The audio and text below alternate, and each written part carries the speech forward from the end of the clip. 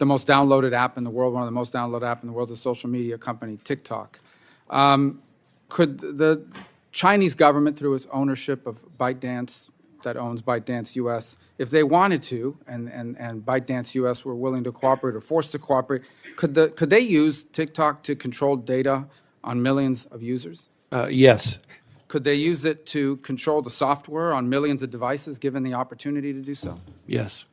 Could they use it to drive narratives, like to divide Americans against each other? Or, for example, let's say China wants to invade Taiwan, to make sure that Americans are seeing videos arguing why Taiwan belongs to China and why the U.S. should not intervene? Yes, and I would make the point on that last one in particular that we're not sure that we would see many of the outward signs of it happening if it was happening. And I think the most fundamental piece that cuts across every one of those risks and threats that you mentioned that I think Americans need to understand is that something that's very sacred in our country, the difference between the private sector and the public sector, that's a line that is non-existent in the way the CCP operates.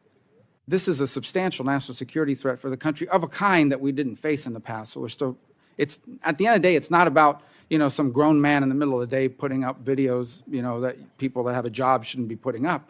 But it's also about all these other things that we've talked about, the data, the ability to manipulate information.